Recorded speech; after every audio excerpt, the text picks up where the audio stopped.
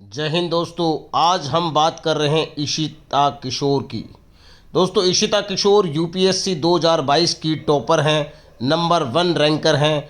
इशिता किशोर कौन है, कैसे उन्होंने तैयारी की, स्टूडेंट्स को वो क्या टिप्स देना चाहती हैं, एयरफोर्स से उनका क्या लेना देना है, कहाँ से उनकी स्कूलिंग हुई है। दोस्तों, ये पूरी कहानी जानने के लिए मेरे साथ बने रहिए इस वीडियो में। और हमें टॉपर्स की कहानी से बहुत ज़्यादा इंस्पिरेशन मिलती है, बहुत कुछ सीखने को मिलता है। तो आज हम इशिता किशोर यूपीएससी 2022 जिसका हाल ही में रिजल्ट आया है, उस टॉपर्स की कहानी को ध्यान से सुनेंगे। आखिर कैसे इन्होंने अपनी स्ट्रेटेजी अपनाई, तो सुनिए दोस्तों इशिता की कहानी उनकी ही जुबानी। दोस्तों, अगर आंकड़े की बात करें तो ये आंकड़ा बहुत बड़ा है। अगर टोटल पार्टिसिपेंट की बात करें तो आंकड़ों को समझने की कोशिश करें। बीते कुछ साल मतलब पिछले साल की बात है, 5,73,735 कैंडिडेट ने आईएएस बनने के लिए एग्ज़ाम दिया, जिसमें फाइनल नतीजे में सिर्फ 933 कैंडिडेट पास हुए। यानी मान लीजिए 5,73,735 में से ओनली 933, और उस 933 की जो टॉपर है वो इशिता किशोर है। प्यारे साथियों, बहुत टफ एग्जाम है, लेकिन आपकी प्लानिंग बहुत अच्छी है, आपका अगर रूटीन बहुत अच्छा है, आपका डिसिप्लिन बहुत अच्छा है, तो आपके लिए ये आंकड़ा छूना बहुत मुश्किल बात नहीं है। एक एक बात को समझते हैं दोस्तों। अगले समझते हैं यहाँ पे इशिता किशोर यूपीएससी टॉपर क्या है, इनके बारे में समझिए। Ishita Kishore was a former student of Delhi University Shri Ram College. Shri Ram College की ये स्टूडेंट हैं, और दोस्तों इन्होंने ग्रेजुएट किया है 2017 के अंदर। अब 2017 में ग्रेजुएशन किया है। इनकी एज क्या है? Age just only 26 year old में। और इनका जो सब्जेक्ट था वो था इकोनॉमिक्स। कब? जब ये ग्रेजुएशन कर रही थी श्री राम लेडी कॉलेज से, और यहाँ पे इकोनॉमिक्स एज ए इनका ऑनर सब्जेक्ट था। प्यारे साथियों, आगे समझने की बात क्या है कि women was raised by A private school teacher mother and air force officer. इनके पिताजी जो थे वो एयरफोर्स में ऑफिसर थे और mother as a private teacher हैं। तो देखिए यहाँ पे भी कहीं ना कहीं उनको फैमिली से वो मोटिवेशन मिला है। उनके फादर एक फ़ौजी हैं, और फ़ौजी के घर में डिसिप्लिन तो इनका इनबिल्ट होता है, इम्बाइब्ड होता है।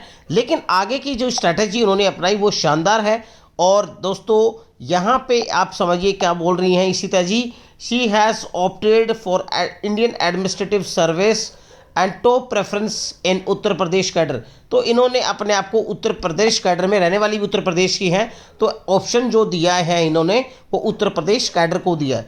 आगे सुनते हैं दोस्तों इनके बारे में। ये यहाँ पे हमने एक समरी बनाई है, और देखिए नाम इनका पूरा इशिता किशोर है। Degree of graduation Delhi University Shri Ram college of commerce से इन्होंने ग्रेजुएशन किया है। और यहाँ पे देखिए इन्होंने हार नहीं मानी।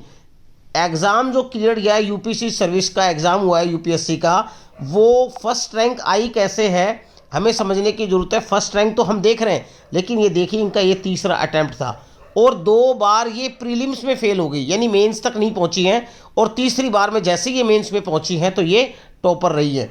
आगे देखिए दोस्तों, इनका जो ऑप्शनल सब्जेक्ट था, यहाँ पे ऑप्शनल सब्जेक्ट कौन सा होता है चूज करना आपके लिए एक थोड़ा सा कन्फ्यूज़न होता है। बट अगर आपके माइंड में क्लियर है कि आपको कौन सा सब्जेक्ट चूज करना है और क्या स्ट्रेटजी लेके चलनी है, तो बहुत बड़ा रोल है, और आपके मेंस के लिए बहुत बेनिफिशियल होता है। तो ऑप्शनल सब्जेक्ट दोस्तों इनका पॉलिटिकल साइंस और इंटरनेशनल रिलेशन था। तो अगर आपको भी लगता है कि आपका पॉलिटिकल साइंस बहुत अच्छा है, इंटर रिलेशन में आपकी अच्छी पकड़ है, तो आप भी यूपीएससी के लिए ट्राई कर सकते हैं। साथियों, इन्होंने जो ग्रेजुएशन की है, मैंने आपको पहले ही बताया कि इकोनॉमिक्स से की हुई है, इकोनॉमिक्स ऑनर्स से, और 2017 में। ये थोड़ा सा इनका बायोडाटा था जिसके बारे में हमें जानना जरूरी था कि आखिर हम भी कर सकते हैं या नहीं कर सकते। आगे देखिए इनकी बायोग्राफी में क्या है। Ishita Kishore, a former air force officer daughter, works for the international company as young. Her mother use to work as a private school teacher. माताजी इनकी प्राइवेट स्कूल टीचर है। While her elder brother is a lawyer, और इनका जो बड़ा भाई है वो एक वकील है। She is the younger of 2 siblings, ये छोटी हैं।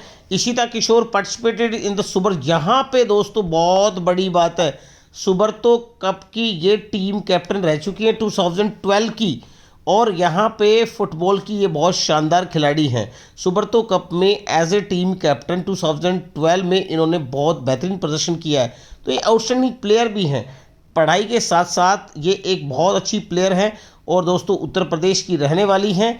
और कहाँ के रहने वाले से मैटर नहीं करता, बट इनकी आप स्ट्रैटेजी देखिए। आगे देखते कैसे पास हुई हैं। यहाँ पे इन्होंने अपनी स्ट्रैटेजी को बताया कि ये कितने देर पढ़ती थी।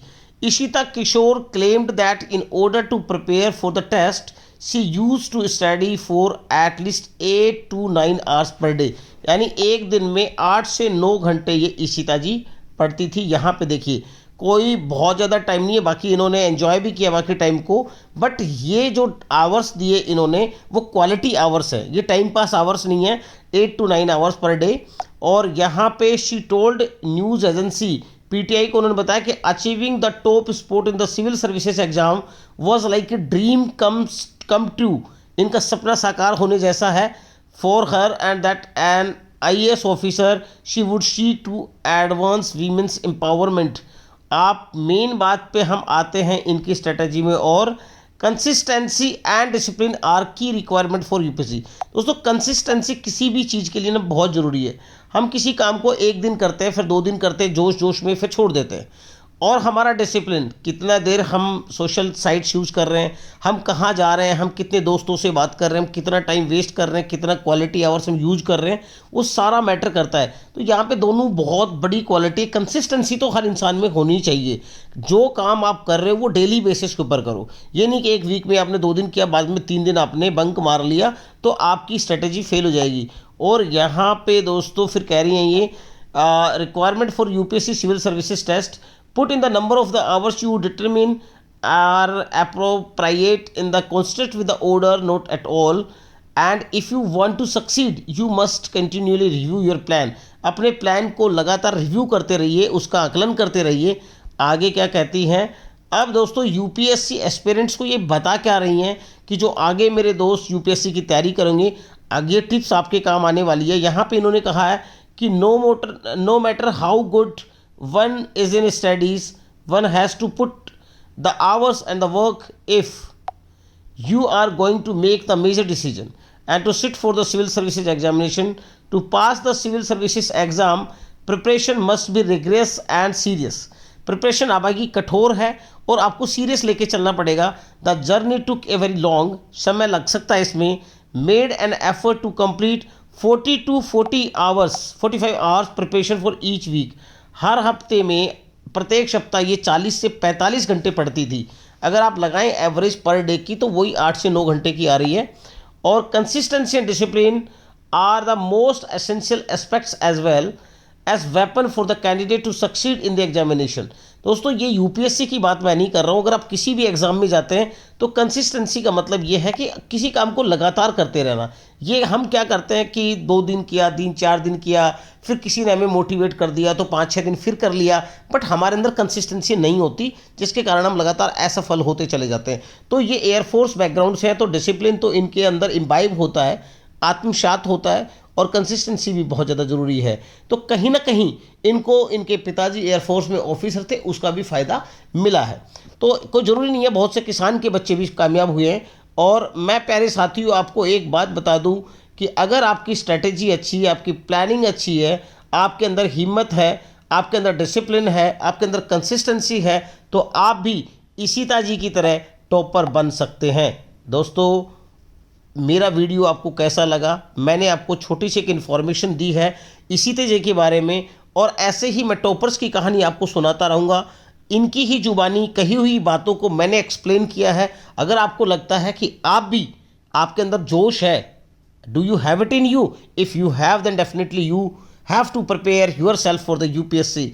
My dear friends, UPSC pass करना खासकर उन लोगों के लिए बहुत ज़्यादा एक तरह से इंस्पिरेशन है, और मैं कह सकता हूं कि यूपीएससी पास करना बहुत बड़ा चैलेंज नहीं है अगर आपके अंदर कंसिस्टेंसी और डिसिप्लिन है तो दोस्तों हम विदाई आपसे लेते हैं, और फिर जल्द ही हम आपको कुछ ना कुछ नया अगले वीडियो में बताएंगे। तब तक के लिए जय हिंद, जय भारत। मिलते रहिए हमसे ऐसे ही।